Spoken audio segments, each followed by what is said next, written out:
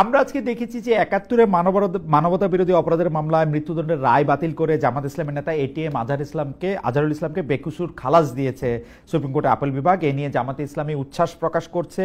আইন উপদেষ্টা ডক্টর আসিফ নজরুল বিষয়টিকে ন্যায় বিচার হিসেবে দেখছেন। এই রায় বিএনপিকে কিভাবে দেখছে? বিএনপি কিভাবে দেখছে? আপনারা ক্ষমতায় আসলে মানবতা বিরোধী অপরাধের বিচার, এখন আবার 2টা ট্রাইব্যুনাল হয়েছে, সেটাকে আপনারা কিভাবে দেখবেন? জি, আজকে এ ব্যাপারে উচ্চ আদালতে রায় হয়েছে। আমরা এরপরে কিন্তু বিএনপি এই ব্যাপারে আলাপ আলোচনা করতে পারি নাই, তাই আমি ব্যক্তিগতভাবে কোনো মন্তব্য করতে চাই না। আর বিশেষ করে উচ্চ আদালতের একটি রায় সম্পর্কে, আমরা যেখানে উচ্চ আদালতকে, সকল আদালতকে স্বাধীনভাবে কাজ করার পক্ষে, সেখানে আমি এখনই কোনো মন্তব্য করতে চাই না। ঠিক আছে, আপনারা কি মানে 31 দফার ব্যাপারটা আপনারা আগে দিয়েছেন, নানা রকম সংস্কারের কথা বলেছেন, মানে এক ধরনের ব্যালেন্স বা ভারসাম্যের কথা আপনারাই আসলে আমার যদ্দূর মনে পড়ে সবার আগে আপনারা বলতে শুরু করেছেন, প্রথম বলেছি। হ্যাঁ, এবং সেইগুলি আপনারা বলেছেন। কিন্তু এখন আমি যদি একটু সংস্কারের প্রসঙ্গে আসি, এবং আপনি এগুলি আরো একদম আপনার মুখস্থ, আমি একটু দেখে দেখে বলি যে আপনারা আসলে সংস্কারের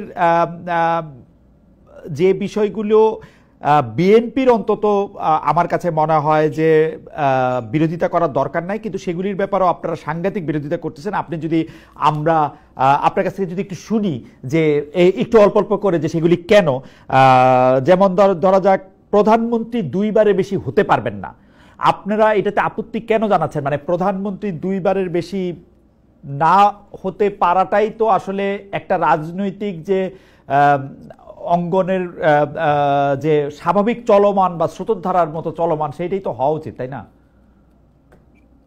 আমাদের 31 দফা সংস্কার প্রস্তাবে কিন্তু এই কথা লেখা আছে, কিন্তু একটা কথা সেখানে একটু বেশ কম আছে। আমরা লিখেছি পরপর 2 টার্ম, এর পরপর 2 টার্ম।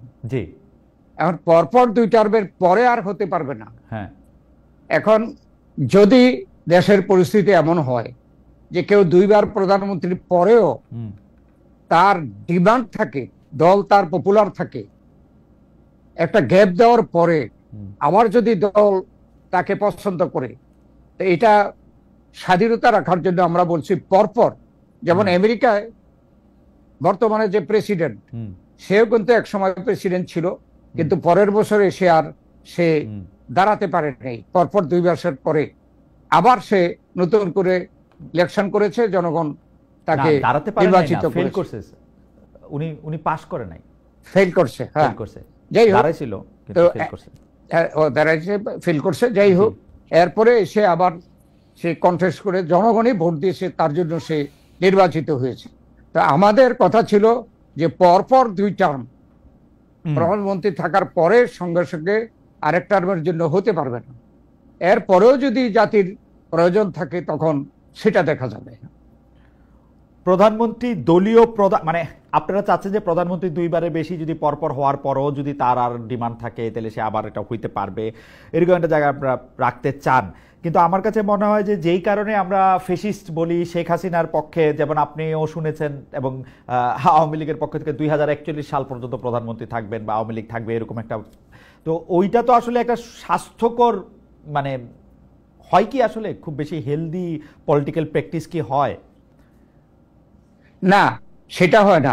শেখ হাসিনার 2041 সাল পর্যন্ত থাকার ঘোষণা আর আমাদের এই ঘোষণার সাথে কিন্তু অনেক তফাৎ। পরপর 2 টার্ম জনগণ যাকে নির্বাচিত করবে তার পপুলারিটি থাকলেও এর পরের টার্মে সে দাঁড়াইতে পারবে না। ওকে, এখানেই তো ব্যালেন্স করার জন্য আমরা এই প্রস্তাবটা রেখেছি। আচ্ছা, 2 নম্বরটা হচ্ছে প্রধানমন্ত্রী দলীয় প্রধান হতে পারবেন না বা প্রধানমন্ত্রী সংসদ নেতা হতে পারবেন না, এই 2টি বিষয়ে একটা সংস্কার, একটা প্রস্তাব ছিল, এই 2টি বিষয় আপনারা মানা করেছেন। এর পেছনের কারণও যদি 2-1 লাইনে বলতেন যে প্রধানমন্ত্রী দলীয় প্রধান থাকার দরকার কি? সংসদ নেতা থাকেন, কিন্তু মানে এটাও আমি মনে করি যে এইটা প্রধানমন্ত্রী সংসদ নেতা হতে পারবেন না, এটা খুব যৌক্তিক প্রস্তাব নাও মনে হইতে পারে, কিন্তু প্রধানমন্ত্রী দলীয় প্রধান থাকার দরকার কি? এটা আমরা প্রস্তাব করেছি। আচ্ছা, এটা নিয়ে জাতীয় ঐক্যমতের যে আলোচনা চলছে, সেখানে এই বিষয়টিও আলোচনায় আছে।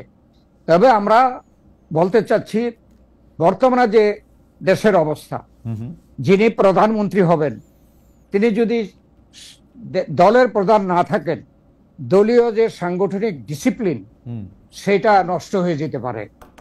আর আরেকটি কথা হলো যে প্রধানমন্ত্রী হিসাবে তার মূল দায়িত্ব হলো পার্লামেন্টে তাকে জবাবদিহি করতে হবে। তো পার্লামেন্টে যদি বিরোধী সরকার দলের প্রধান তিনি না হন, তাইলে কেন উনি জবাবদিহি করবেন? সেই সুবিধার জন্য আমরা বলছি যে এখানে আমাদের যে রাজনৈতিক পরিবেশ তাতে কার্যকর ভাবে যাতে করে প্রধানমন্ত্রী কাজ করতে পারে, সেই জন্য আমরা পার্লামেন্টেও তাকে লিডার অব দি পার্টি করার ব্যাপারে আমরা মতামত দিয়েছি। তারপরেও আলোচনা হবে, ঐক্যমত্য নিয়ে এখনো আলোচনা বাকি আছে, জুন থেকে আবার শুরু হবে, সেখানে অনেক কিছু হয়তো নেগোসিয়েটেড হইতে পারে। ডক্টর খোদার মোশাররফ হোসেন, এই মৌলিক সংস্কারের ক্ষেত্রে যেই একটা বিষয়ে জামায়াত, এনসিপি এবং বিএনপি একমত হয়েছে সেটা হচ্ছে যে আপনারা রাষ্ট্রীয় মূলনীতিতে বহুত্ববাদ চান না। এখন আমার প্রশ্ন হচ্ছে, সংবিধান থেকে সংস্কার কমিটি, আমার শিক্ষক ডক্টর আলী রিয়াজ ওই কি বলে জানি ধর্মনিরপেক্ষতা বাদ দিতে বলছেন। এখন ধর্মনিরপেক্ষতা বাদ দিয়া যদি বহুত্ববাদও এটার মধ্যে ইনক্লুড না করা হয়, তাহলে বাংলাদেশের সংবিধানের মূলনীতি কি এক পক্ষের লোকজনের জন্য, এক ধরনের লোকজনের জন্য, এক ধর্মে বিশ্বাসীর জন্যই থাকবে শুধু, মানে যারা ডমিনেন্ট ফোর্স? না, আমাদের বর্তমান সংবিধানেও আছে, এটা শহীদ জিয়াউর রহমান এটা ইন্ট্রোডিউস করে গেছিল যে আমাদের আল্লাহর উপরে বিশ্বাস এবং সকল ধর্মের সমান অধিকার। তো সেটা যদি সমান অধিকার সকল ধর্মের থাকে, এখানে বহুত্ববাদ দিয়ে কি ধর্মীয় বিষয় বলা হচ্ছে না অন্য কিছু বলা হচ্ছে, এটার ব্যাখ্যা নাই।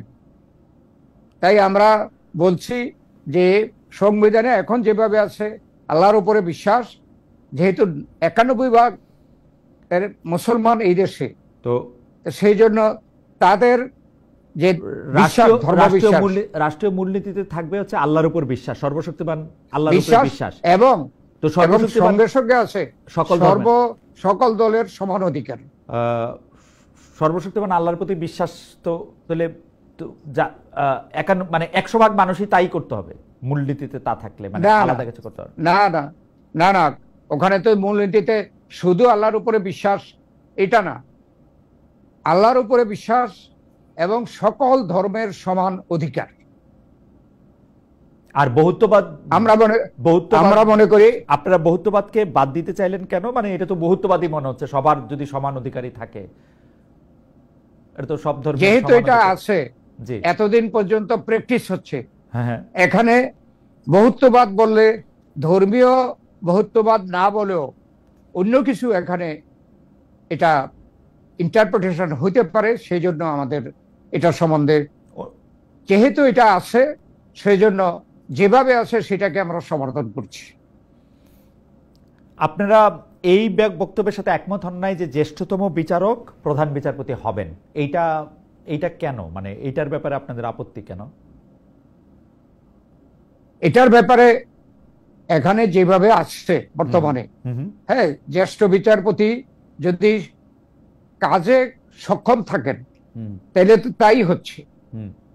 তো যদি আমরা ওইটা স্পেসিফিক রাখি তাইলে হবে কি, যে যদি জ্যেষ্ঠ বিচারপতি সক্ষমতা না থাকে, বয়সের কারণে বা কোনো রোগ ব্যাধির কারণে যদি সে সেইভাবে সচল না থাকে, তাইলে তাকে প্রধান বিচারপতি করলে তো বিচারালয় তো অন্ধকার হয়ে যাবে না। কিন্তু ডক্টর খোদার মোশাররফ হোসেন, তাকে আমরা এপিলেট ডিভিশনের একজন জাজ হিসেবে রাখতেছি, কিন্তু জাস্টিস বা চিফ জাস্টিস হিসেবে নিয়োগ দেওয়ার ব্যাপারে আমরা আপত্তি জানাচ্ছি। এটা কি খুব, কারণ এপিলেট ডিভিশনের একজন জাজ তো ইকুয়ালি, মানে এবং তিনি তো নিজের বিচারও করতে পারেন আসলে, যে তিনি যদি ফিট না থাকেন এটা তো উনিই সরে দাঁড়াবেন, মানে এটা আপনাদের আপত্তিটা কি যৌক্তিক? আসলে আমরা মনে করছি যৌক্তিক। ওকে, এরপরে অন্যান্য দলের মতামত নিবে এবং যে কমিটি আছে এখন তারা সময় মতো আলাপ আলোচনা করে ঐকমত্য সৃষ্টি করে এটা ঘোষণা করবে, তখন আমরা ফাইনালি মতামত দেব। সংবিধান সংশোধনে আপনারা গণভোট চান না, এটার কোনো মানে স্পেসিফিক কারণ আছে যে সংবিধান সংশোধনে আপনারা কেন গণভোট চান না? সংবিধানে এই পর্যন্ত যেটা প্র্যাকটিস হচ্ছে, লিপিবদ্ধ আছে যে সংবিধানের কোন ধারা যদি সংশোধন করতে হয় সেটা সংসদে সংশোধন করতে হবে। এটাই তো যথেষ্ট। জনগণের নির্বাচিত সরকার থাকবে আর সংসদ থাকবে, সেই সংসদ সংবিধান যেটা করতে চায় এটা সেই অধিকারটা তো সংসদের থাকতে হবে। নারী আসনে সরাসরি নির্বাচন আপনারা চান না?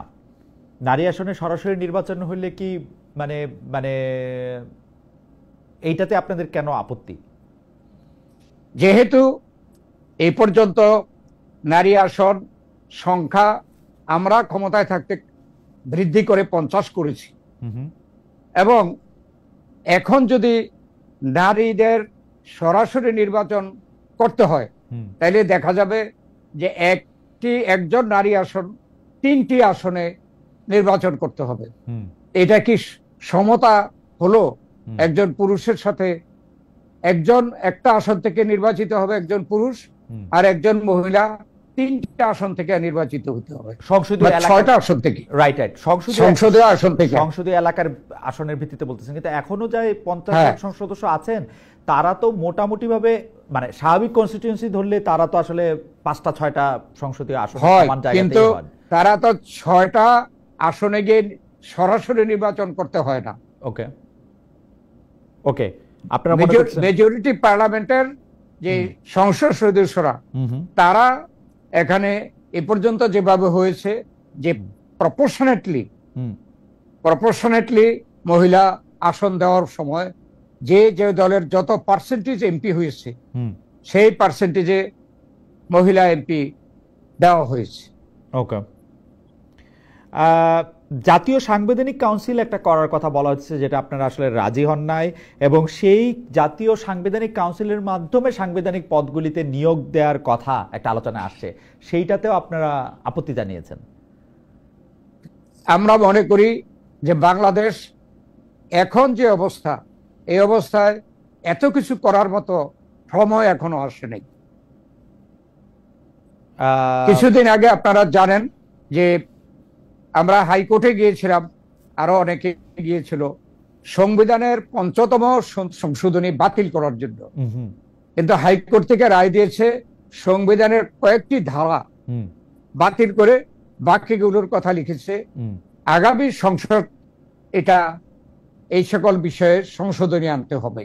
ওকে, তো এখন পর্যন্ত সংসদে এটার দায় দায়িত্ব, এখানে এটার জন্য যদি একটা গণপরিষদের ইলেকশন হয় এটা অতিরিক্ত আমাদের জন্য বার্ডেন হবে বলে আমরা মনে করি। গণপরিষদ ইলেকশন হলে সেটা আপনাদের জন্য বার্ডেন হবেন বলে আপনারা মনে করেন। সর্বশেষ এই যে উচ্চকক্ষের যে ধারণাটা আছে, আপনাদের 31 দফার মধ্যে উচ্চকক্ষের ধারণাটা আসলে ছিল, এই উচ্চকক্ষের ধারণার মধ্যে সংখ্যানুপাতিক যখন বলা হচ্ছে তখন আপনারা এটাকে মানা করতেছেন, এইটা একটু যদি ব্যাখ্যা করেন একবার একটু ছোট করে, যে সংখ্যানুপাতিক উচ্চকক্ষ আপনারা কেন চাচ্ছেন না? সংখ্যানুপাতিক যেটা বলা হচ্ছে সেটা কিন্তু কোন সংখ্যা?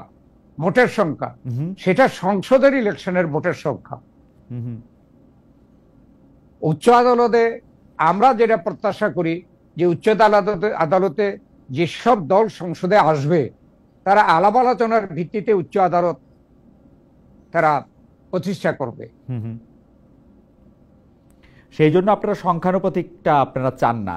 অনেকে বলতেছেন যে সংখ্যানুপাতিকটা আপনারা চান না আসলে কারণ আপনারা নিম্নকক্ষ এবং উচ্চকক্ষ দুইটারই আসলে এত কি বলে এটাকে এত নিয়ন্ত্রণ চান যে এটা আসলে সংখ্যানুপাতিক হলে এটা আপনাদের জন্য একটু অসুবিধার। না আপনারা চান না, না এখন